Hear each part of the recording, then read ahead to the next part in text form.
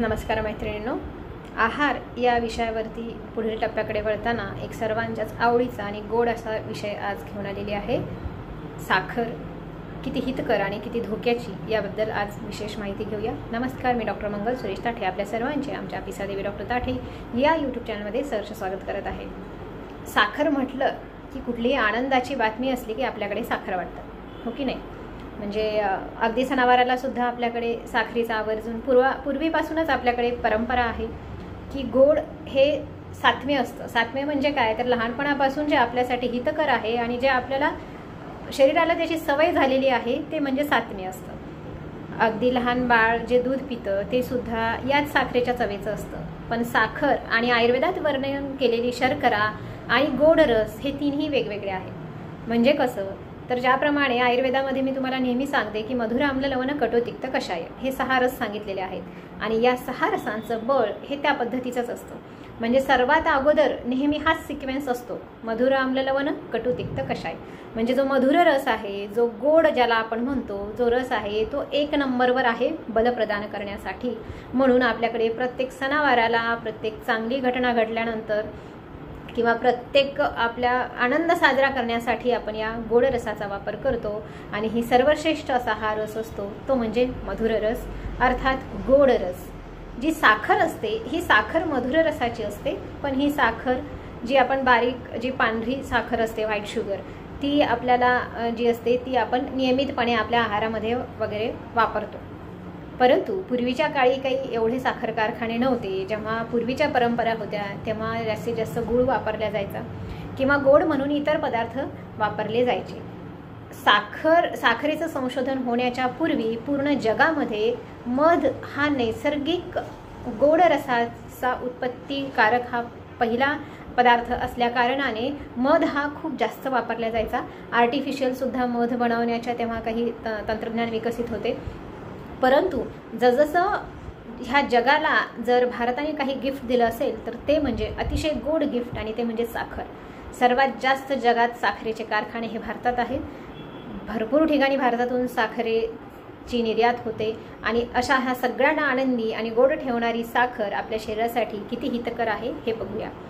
साखर म्हटलं की काही फक्त आपल्या डोळ्यासमोर काय येतं? पांढरी साखर चहात टाकणार, कुठलेही गोड पदार्थ करताना पाक म्हणून टाकणार किंवा वेगवेगळ्या स्वरूपात आपण या साखरेचा वापर करतो। पण ही साखर बनवण्यासाठी जे काही केमिकल रसायनांचा वापर केला जातो त्यामुळे या साखरेचा आपल्या शरीरासाठी हवा तेवढा उपयोग होत नाही। का तर फक्त ती बनवण्याची जी प्रक्रिया आहे ती थोडीशी किचकट आहे आणि रसायनांनी युक्त अशी आहे म्हणून। परंतु जी काही नॅचरली साखर जी असते, म्हणजे साखर 2 पदार्थांपासून प्रायतः बनवले जाते। एक तर म्हणजे बीट आणि दुसरं म्हणजे आपली ऊसाचा ऊस, गन्ना ज्याला आपण म्हणतो ऊस। मग ऊसापासून जी काही साखर बनवली जाते ती जी साखर कारखान्यामध्ये जी बनवली जाते ती केमिकल्सच्या साह्याने बनवल्या जाते, म्हणून ती शरीरास हितकर नसते कारण त्याच्या शरीरामध्ये गेल्यानंतर साईड इफेक्ट होतात। आणि जी खडी साखर आपण म्हणतो, खांड तिला काही प्रदेशात म्हणतात, ह्याचे आयुर्वेद शास्त्रामध्ये 3-4 प्रकारही आहेत। प्रामुख्याने 4 प्रकार आहेत ह्याचे आणि असे मूलतः बघायला गेलं तर 12-13 प्रकार आहेत आयुर्वेद शास्त्रामध्ये, पण आपण त्यांचा फार विचार करणार नसून आपण फक्त इथं साखर किंवा मधुर रसाचा याचा प्रामुख्याने आपण आज विचार करणार। तर मग ही जी खडी साखर असते ह्या खडी साखरेला जो ऊसाचा रस असतो तो कंटिन्युअस फिरवून किंवा आटून म्हटलं तरी एक प्रकारचा ते बनवल्या जातात। पुढे त्याच्यावर प्रक्रिया करून, ही पूर्ण नैसर्गिक प्रक्रिया असल्यामुळे जी खडी साखर असते, मोठे खडे जे असतात ते शरीरासाठी हितकर असतात। याच्यामध्ये रसायनांचा वापर होत नाही। म्हणजे हिला 3 दिवस जे आपण आटवतो किंवा गोल गोल फिरवतो घुसळणीसारखं आणि त्याच्यानंतर ती धुतली जाते दुधाने, पाण्याने आणि त्याच्यानंतर ही ॲक्च्युअल जी मोठी मोठी खडी साखर बनते। मग ही जी खडी साखर आहे मोठी मोठी ही थंड असते, ही पित्त कमी करणारी असते, वाताला कंट्रोल करणारी असते। मूलतः जो काही मधुर रस असतो आयुर्वेद शास्त्रामध्ये घेण्यात येणारा तो जो वात आणि पित्त ह्यांना कमी करणारा असतो आणि कफ वाढवणारा असतो। मग जर हे जे नॉर्मल जी साखर आहे आपली, ही साखर जी आहे ही गुरु, स्निग्ध आणि शीत गुणांची असते। म्हणजे ही शरीरामध्ये एक शीतलता निर्माण करते, पित्ताचे शमन करते, पाचनक्रिया सुधारते। परंतु जर अति प्रमाणात ह्या साखरेचे सेवन केले, म्हणजे ज्या खडी साखर असो किंवा इतर कुठल्याही स्वरूपातली साखर असू दे, ही जर अतिप्रमाणात सेवन केली तर तिचे निश्चितच दुष्परिणाम होतात। आधी ह्याचे आपण नॅचरल कर्म बघू, म्हणजे सर्व रस अभ्यास बलकराणाम असं आयुर्वेदामध्ये वर्णन आहे आणि एक रस अभ्यासो दौर्बल्यकराणाम, म्हणजे जर तुम्ही एकाच रसाचे सेवन केले कुठल्या तरी, म्हणजे आपण काय करतो स्पेशली आपण डायबिटीजमध्ये जर साखरेचा असं म्हणतात की साखर ही अतिप्रमाणात खाल्ल्यानंतर डायबिटीज होतो, ठीक आहे, मग आपण सडनली तिथे साखर स्टॉप करायला सांगतो, पण असं सडनली कुठलाही पदार्थ शरीरामध्ये स्टॉप करणं हिताचं नाही। कारण अजून एक आयुर्वेद शास्त्रामध्ये वर्णन आहे की जसं एक रस अभ्यास श्रेष्ठ सांगितलेला आहे, म्हणजे प्रवर सांगितलेला आहे, जो 5 रसांचं सेवन करतो, म्हणजे कुठला तरी एक रस, काही लोक असतात त्यांना एक रस आवडत नाही कुठला तरी, म्हणजे कोणाला कडू आवडत नाही, कोणाला तुरट आवडत नाही, कोणी कोणी तर तुरट कधी खाल्लेलं पण नसतं, कोणाला गोड अजिबातच आवडत नाही, परंतु एक रस जो नाही खात तो मध्यम प्रकृतीचा असतो किंवा हे मध्यम श्रेष्ठ सांगितलेलं आहे। आणि जे एकच रस सेवन करतात, कुठलं तरी एकच आवडतं त्यांना, मग हे असे लोक असतात, हे त्यांचं बल हे अवर असतं, म्हणजे हीन असतं। हे असे 3 प्रकारचे व्यक्ती आपल्याला दिसतात जे रसांच्या सेवनावरून असतात। म्हणून हे सेवन करताना आपल्याला आयुर्वेद शास्त्रामध्ये 6ही रसांचं सेवन करणं गरजेचं आहे। याचा विशिष्ट क्रम देखील आयुर्वेदामध्ये हा असाच सांगितलेला आहे, त्याचं मी तुम्हाला सुरुवातीलाच वर्णन केलेलं आहे। आणि आता आपण बघूया की ह्या रसांचे प्राकृत गुणकर्म काय, तर मनाला आल्हाद निर्माण करणारे जे आपले षडेंद्रिय आहेत, म्हणजे 5 ज्ञानेंद्रिय आणि एक मन, म्हणजे ज्ञानेंद्रिय कोणते, आपले डोळे, पूर्ण जे सेन्स ऑर्गन्स असतात आपल्याला, श्वास घेणे, जे आपल्याला घ्राणेंद्रिय, जे आपल्याला चव समजते ती जीभ, जे आपल्याला स्पर्श समजतो, डोळ्यांनी दृष्टी, कानाने ऐकू येणारा आवाज, ह्या ज्ञानेंद्रियांना, ह्या सर्व ज्ञानेंद्रियांना उत्तेजित करण्यासाठी किंवा प्रीणन किंवा आल्हादन करण्याचं काम ही साखर करत असते। म्हणून मग साखर खाल्ल्यानंतर आपल्याला एकदम फ्रेश वाटायला लागतं, ग्लुकोज लेवल वाढते। जर रासायनिकतेचा विचार केला तर फ्रुक्टोज, ग्लुकोज, माल्टोज या विविध पदार्थांमध्ये ही या स्वरूपात ती आपल्याला आढळू शकते शरीरामध्ये गेल्यानंतर, तिचं जेव्हा पुढे प्रोसेस होते त्यानंतर पचनक्रियेमध्ये। आणि जर नैसर्गिकरित्या पाहायला गेलं तर विशेषतः कार्बोहायड्रेट्स, प्रोटीन आणि फॅट या तिघांमध्येही साखरेचं प्रमाण आढळतं। जर साखरेच्या चवीनुसार विचार करायला गेलं तर साखर कुठली हितकर असते, तर सगळ्या अन्नपदार्थांमधली, म्हणजे अगदी ज्वारीमध्ये साखर आहे, गव्हामध्ये साखर आहे, सगळ्या फळांमध्ये साखर आहे, वेगवेगळ्या भाज्यांमध्ये साखर आहे, तर प्रत्येक याच्यामध्ये साखर नसून ही शर्करा आहे, मधुर रस आहे आयुर्वेद शास्त्रानुसार। मग पण आपण साखर म्हणजे फक्त आपल्याला व्हाईट शुगरच, बारीक दाण्यांची, तीच आपण बघतो, पण ती शरीरात घेणं हितकर नाही। म्हणून आपल्याला हे इतर पदार्थांमधून आपल्याला ती साखर घेणं गरजेचं आहे, ती शर्करा घेणं गरजेचं आहे, हा गोड रस सेवन करणं गरजेचं आहे, जेणेकरून की आपलं, मी सांगितल्याप्रमाणे आपले पूर्ण ज्ञानेंद्रिय आणि मन, ज्याला अतिंद्रिय आपण म्हणतो, हे आपलं प्रसन्न राहील, आल्हाददायक राहील। आपल्या शरीरामध्ये सगळं काही जे कार्य आहेत, हे पाचनक्रिया किंवा डायजेशन हे आपलं उत्तम राहील, लाळाची निर्मिती ही चांगल्या प्रमाणे होईल आपल्या शरीरामध्ये, आपलं मन प्रसन्न राहिल्यामुळे आपल्याला योग्य काढायला लागेल।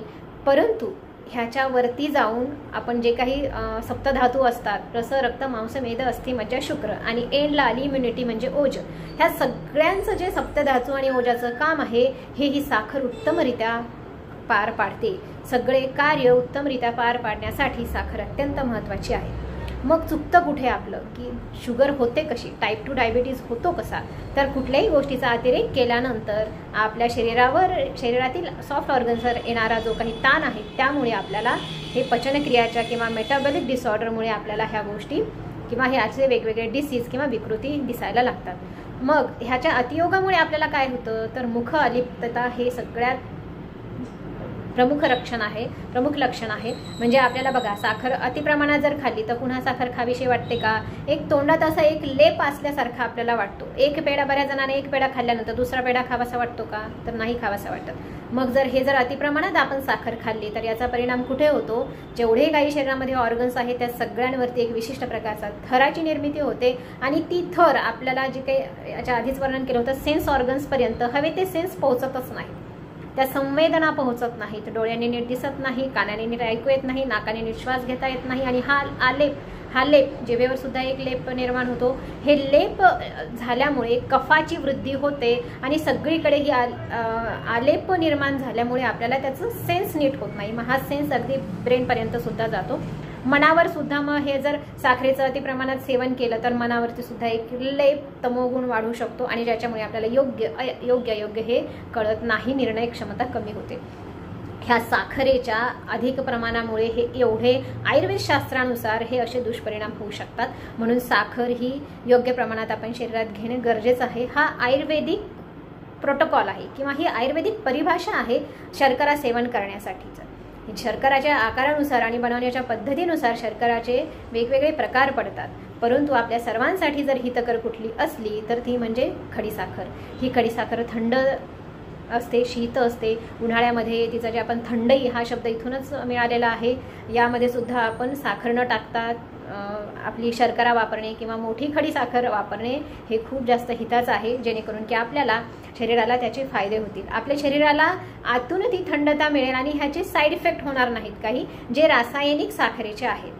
आणि कुठलाही रस असू देत हा एकदम शरीराला खाणं बंद करू नये. थोडक्यात बघूया की या साखरेचे आपल्या शरीरात काय गुणकर्म आहेत आणि याचा अतियोग केल्यानंतर आपल्याला काय धोका निर्माण होऊ शकतो.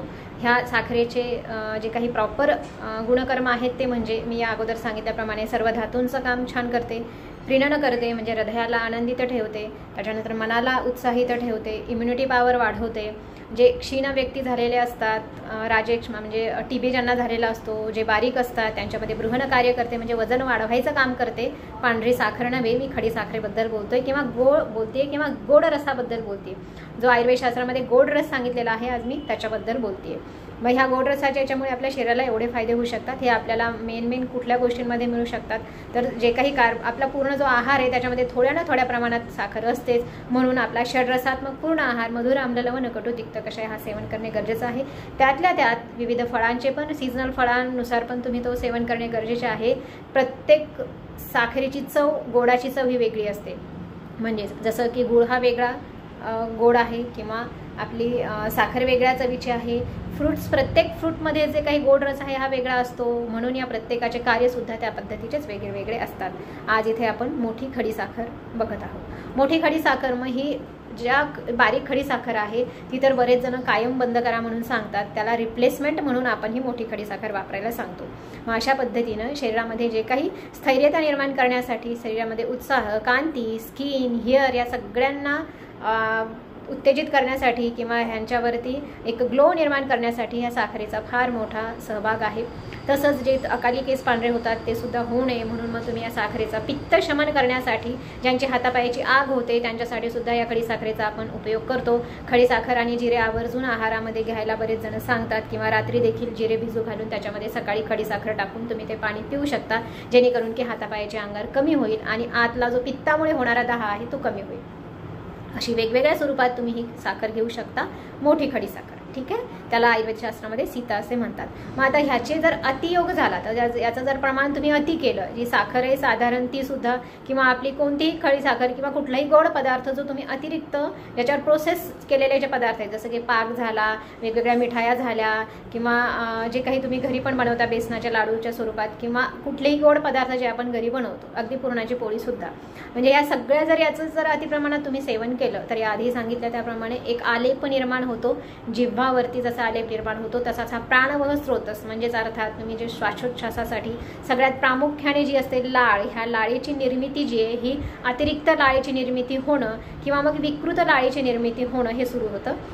आणि याच्यामुळे श्वास घ्यायला त्रास होणं, वारंवार सर्दी होणं, जखमाबऱ्या न होणं, अंगातल्या रक्ताला, शरीरातील रक्ताला एक विशिष्ट चिवटपणा किंवा चिकटपणा प्राप्त होणं, जेणेकरून की ब्लड सर्क्युलेशनमध्ये प्रॉब्लेम निर्माण होणं हे होऊ शकतं. याच्यानंतर तुमचं जे काही इंद्रिय ज्ञान आहे ते योग्य प्रकारे होत नाही, तिथे अडथळा निर्माण होतो.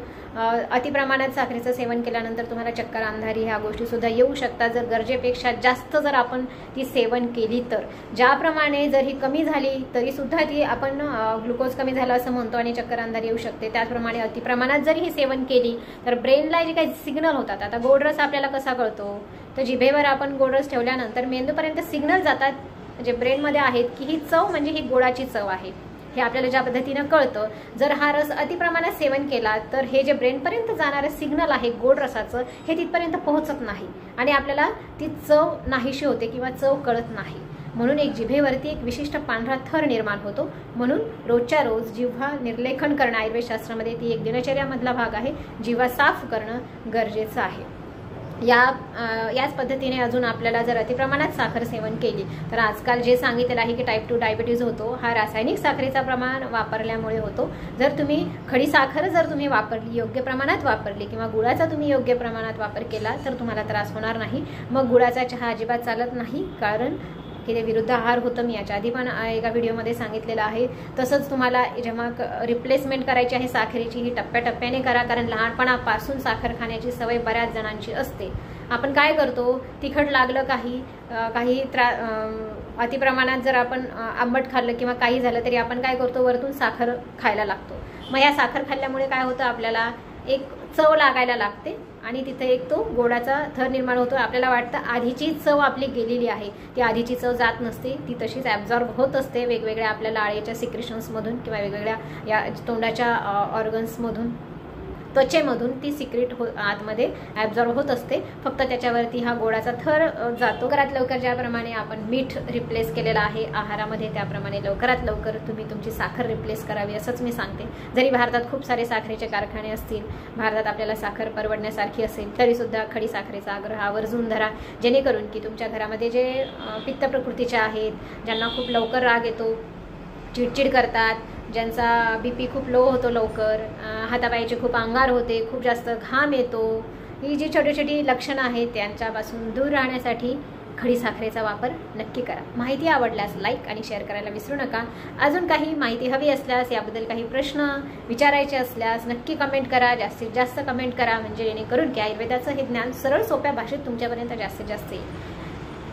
माहिती आवडल्यास शेअर करायला विसरू नका आणि आमचे पिसा देवी डॉक्टर ताठे हे यूट्यूब चॅनल नक्की सबस्क्राईब करा. व्हिडिओ शेवटपर्यंत पाहिल्याबद्दल धन्यवाद.